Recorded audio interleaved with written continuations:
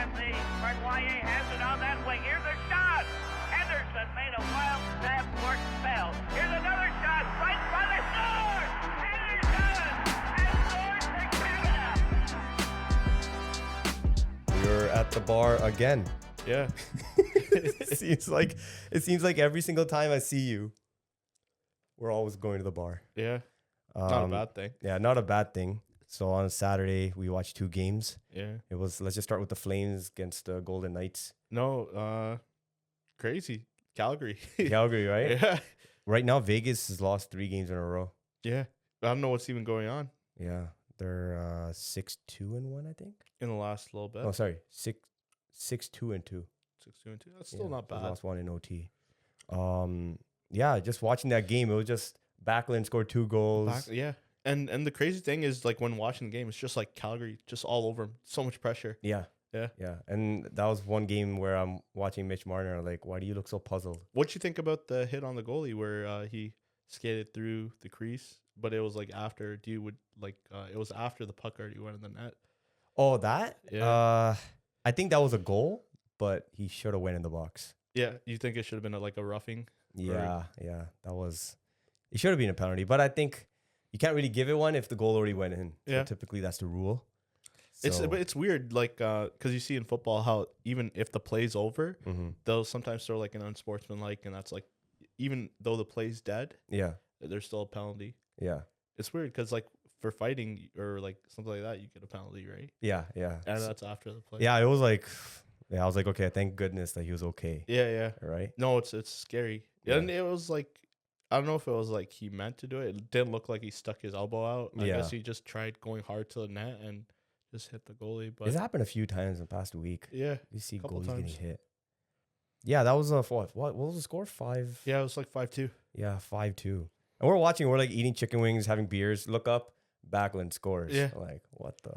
No, What's going on today? No, even thing. And then I'm like, oh, maybe Vegas will come back, or like, they'll keep it close. And Calgary just kept on scoring and kept on scoring. And you're just like, what the hell? But one thing I noticed is like they were all over him. But I think it's one thing too is when you're playing these teams that are like higher up in the standings, you play up. You don't play down. Or Exactly. Or Vegas played down to Calgary because they're near the bottom. Yeah, and of course, even the bad teams, they're still gonna have good stretches. No. Like it's not like the 2000 Tampa Bay, like 1999 Tampa Bay Lightnings, where they only have like 35 points for the entire year, right? You're not gonna get that. No, here. even now, like same thing in the East, right? Like it's so competitive. All the teams are so close. Yeah, any team can win any night, right? Exactly. So the game before that, I think, so it's a very funny. Well, it's a weird night where we came. We're like, all right, the boys met up. We're like, all right, we'll watch the game. We'll see how it goes. And as the Leafs game's going on with the Predators, we just lost interest. No, it was thing. I'm like, it was funny you were watching it, and I'm like, oh, is anyone paying attention to what's going on? Yeah, but it's brutal, man. Like, no, I was watching the game because like the screen's right in front of me. Yeah, but then you just keep getting discouraged. You're like, okay, it's the same stuff over. The thing that kind of annoyed me is a lot of like turnovers and guys just watching the puck. Yeah, and it feels like they're just not there. Yeah, mentally. Exactly. It's just that right now they're all the way in the bottom. The only team that I could see the way that the Leafs are playing and how frustrating they are and just they don't move their legs is the Rangers. But Rangers, the thing is with them is like they still have the players to get those wins. But the Leafs are just, those players aren't even, they're just flat. Yeah, and even with the Rangers away from home, they're playing well. They're amazing, and at home they're like, no, we checked out. That's it. Like we only win games if we're in hotels. That's it. If we're back home, then with our wives and everything, it's too much stress. Maybe that's what it is. Maybe it's the wives. Yeah, so just watching that. I mean, listen, right now it's just rock bottom for the Leafs. No, I know. I don't know. Like, I guess now you're at the bottom. It's only up from here. Yeah, so exactly. There's that, right? I mean, unless you get relegated or something. What do you think? Like comparing this team to last year, like what's your take on that? Like, I think last year a lot of things got hidden, by Tanev. He's just out there. He covers up a lot of mistakes. And last year the goaltending was amazing. Yeah, I think that kind of, if you had that this year, it eats up a lot of the honestly, mistakes. I can't blame the goaltending. There's been like Hildeby's still been playing well. He made a couple of really good Yeah, saves. he makes good saves. Like your goalie's not going to win you every game, but there has been wins this year There are a lot of wins that this year that I've noticed that I was like, oh, our goaltender single-handedly won this game. So you can't really pin it on the goaltending. Okay. It's your main guys, man. Like William Nylander now, all of a sudden he's not scoring. So even the people that were defending him, saying that, oh, well, William Nylander at least scores goals. Well, he's not doing that either now. So what corner are you going to hide in? Like every single player is getting exposed now. Like there's nothing that there's no excuse that you could hide behind. Do you think this is like something on the GM where it's because of roster construction, or do you think because now even like coaching wise, I know we'll talk about it later, but yeah, there's a lot of pressure on the coach. No, I mean, what are you gonna do? Or do you think it's just a locker room thing where the guys are it's just not working out? And well, your leader, Austin Matthews, your leader, right? We talked about this. This is like the hot topic right now, the city, and it's going everywhere. All the hate's coming around, but end of the day, your best players have to be your best players. Like they're like even Austin Matthews, he scored a goal and an assist against the Blackhawks too. But right now in the last 4 games, I think he's -7. And every player's like that right now. The craziest thing for me is like when you watch him, there's no emotion. Yeah, there's no emotion in the team. Like it's just like they don't hate to lose. Like I don't know how else to put it. It's just like you see them and they're not upset. You see like when Edmonton isn't doing well, like last year. Remember when Connor McDavid in the middle of periods he eats out the team, right? Yeah. And like, do you think that happens with the Leafs? Like, the only person I feel that's gonna do that is Berube. You know, just before this, like before you came, so I had somebody who actually sent a comment, right? Okay. And he just said that like it can't just be Leafs just putting all the pressure or the media. Like it can't just be that, right? Like what could it be?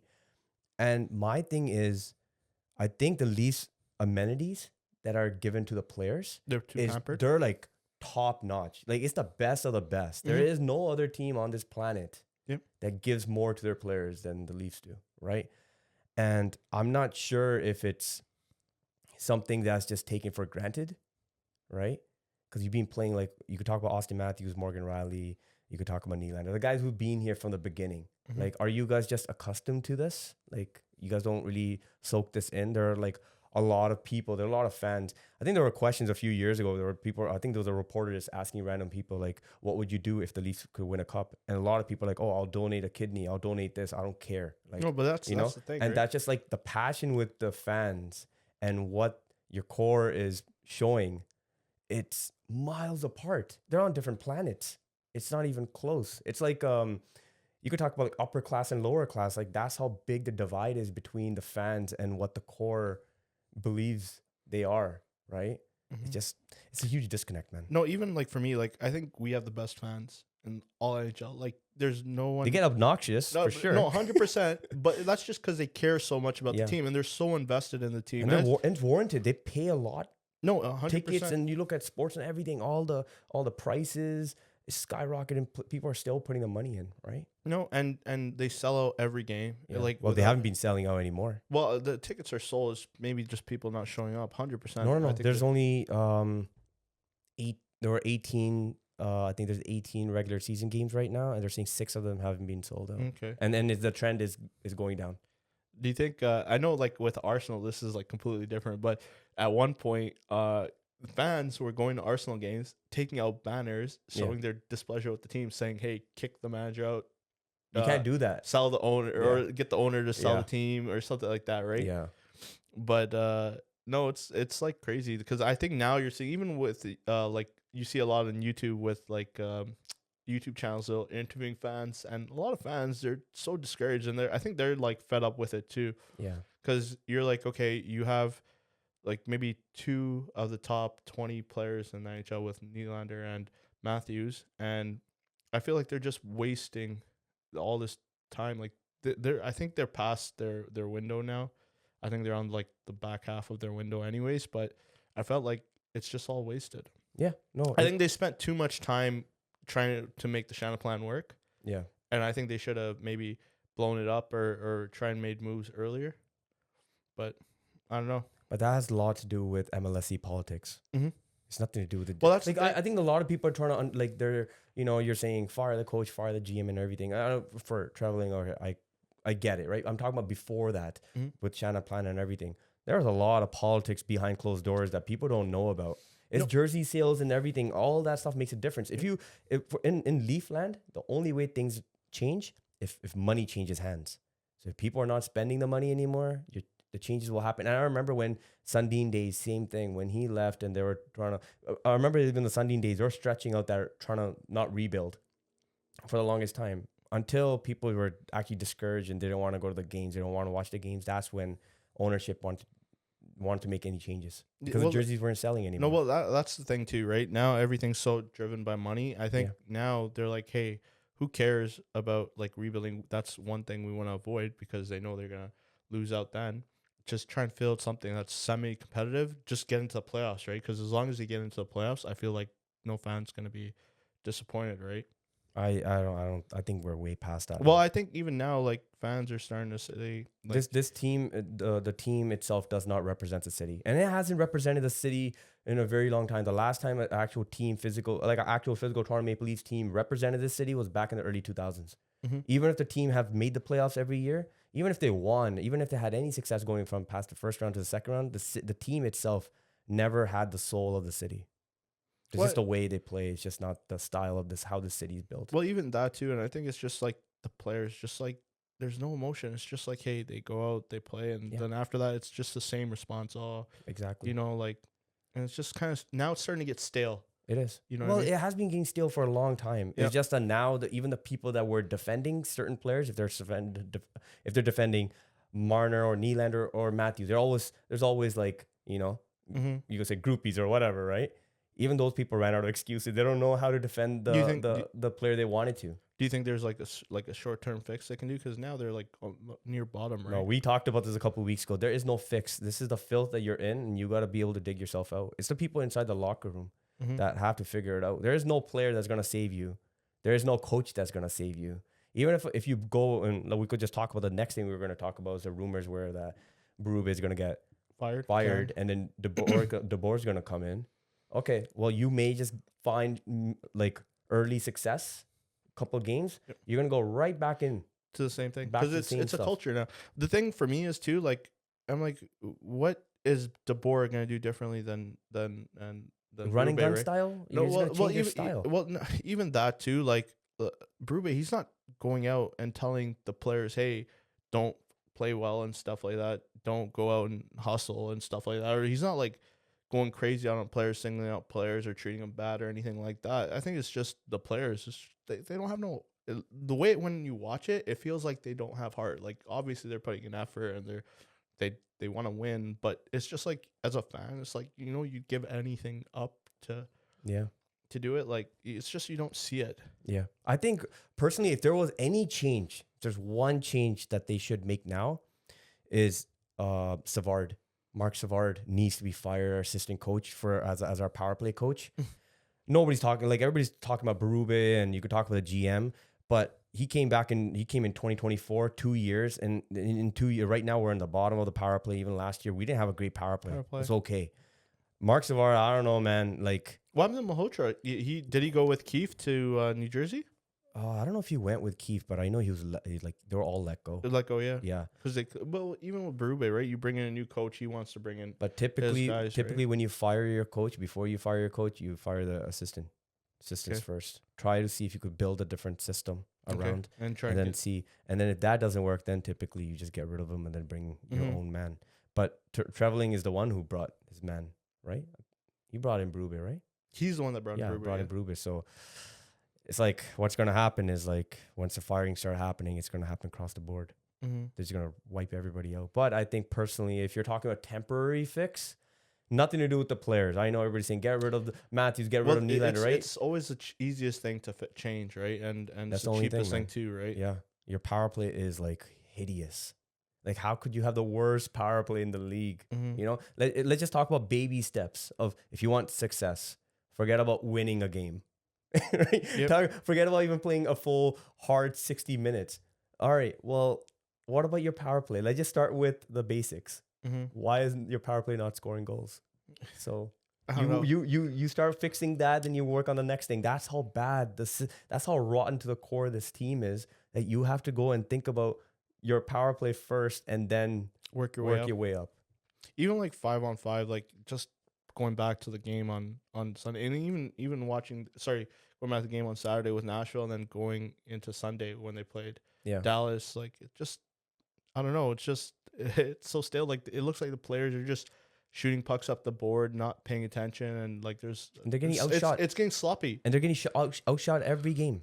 It doesn't matter who they're playing against; they're getting outshot. Yeah. Well, at the beginning of the Dallas game, it was like good, but like they were shooting on Ottinger, but even the shots, like you're watching it, it's just like it's just from bad. anywhere. It's just from anywhere. It's like, like sure, you're getting shots to the net, but it's not like actual scoring chances. It's not scoring chances. Yeah. So, dude, honestly, as fans, as media, or anybody, nobody really knows what's going on. There could be a complete split in the locker room. I don't know if you saw they asked Austin Matthews, like, mentally how the team is, and his answer was completely different than Berube's. Okay. It was like completely, Berube's like, yeah, like we need was it Berube or was it Scott Lawton? I think Scott Lawton came in. He's like, no, something has to fix. There is definitely an issue here and this and that. And Austin Matthews saying, oh no, I felt like this game we're mentally fine. It's just that some things didn't go our way, and he's too unfazed, and that mental focus has to change. Everybody in that room they have to stop being in denial. Everybody has to accept it and have to come with one answer. Like, why are there answers all over the place? One thing I wish like they would do is, okay, to at least light a fire under the players' asses, is, hey, you have to answer to the fans. Like, get like a representative from the fans or something, or like you get one fan. Bro, there ain't gonna do that. But imagine if that happens, right? Because you got to hold these guys accountable, right? Yeah. And to who are they most accountable? To the fans. Yeah. And like they're not accountable to ownership and stuff, because we're the ones paying to see them play. So we're the ones spending the money. So ultimately, I think the players, they have to be accountable to the fans. And imagine if you have to answer to that. Like, doesn't it, like, it's like your boss, you know what I mean? Like their bosses, I feel like it's just like whatever, you know what I mean? I'm getting paid no matter what. But if you have to answer to someone that like a fan or something like that who's gonna eat you out, you think it'll light a fire under these? No. Maybe I think across the league. Here. Yeah, I don't think it's gonna happen, because obviously, like, no, they're media built. Like, their training that they have, they are built to resist and to have those same politician answers. Well, they have media training. No, I get That's that too, but here. you see how the UFC does it, where they have the press conferences. And bro, I ain't gonna imagine they do something like that, right? Yeah.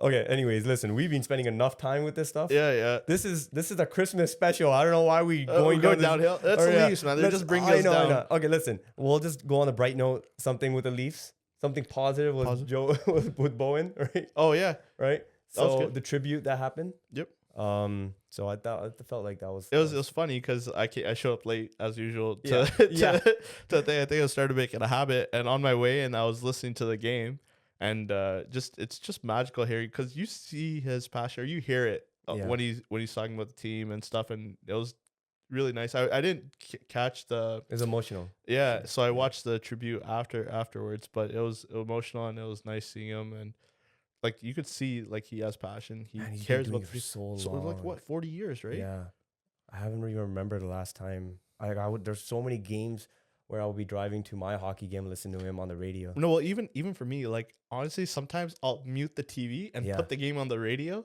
in the background and just listen to that instead of the commentary. Even if the game is a complete like shit show, you could still hear him laughing. No, right? And it's just like, okay, all right, things are bad, but at least, like, he's talking about other things, or kind of trying to keep things. It's crazy, because like I feel bad even for now. Like a lot of Leafs fans, they don't appreciate him as much just because he's not on TV no more, right? So a lot of people who aren't listening to him on the radio don't get a chance to hear him. Yeah. So I don't know. It was special, but unfortunately, it's his last year, and just not a good year. But hopefully the fans and the media just kind of appreciate his last year here. He's done a lot for the game. Oh, 100%. And for this franchise. Yeah.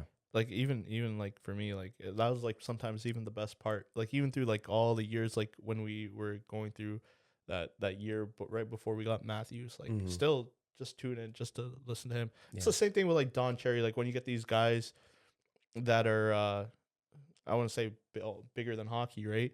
The personalities, the hockey That's personalities. what I mean, right? Right. And then even like same thing with like Don Cherry, you could kind of put him in the same category, right? Like sometimes I just watch a Hockey Night in Canada just so I could watch Coach's Corner, Yeah. right? When was the last time that you were actually watching the intermission or anything? Yeah, you know what I mean? Like, it loses that yeah. loses spark, and it's the same thing with No, him on the 100%. radio. It's I gonna be think different. ever since Don Cherry's gone off, I Yeah. haven't watched any of the Yeah. intermission Yeah. stuff, right? And Bowen is the same thing. It's on radio, so it's just gonna be different. Yeah. Afterwards when he's gone. Like, Gone, just yeah. listen to it. Yeah.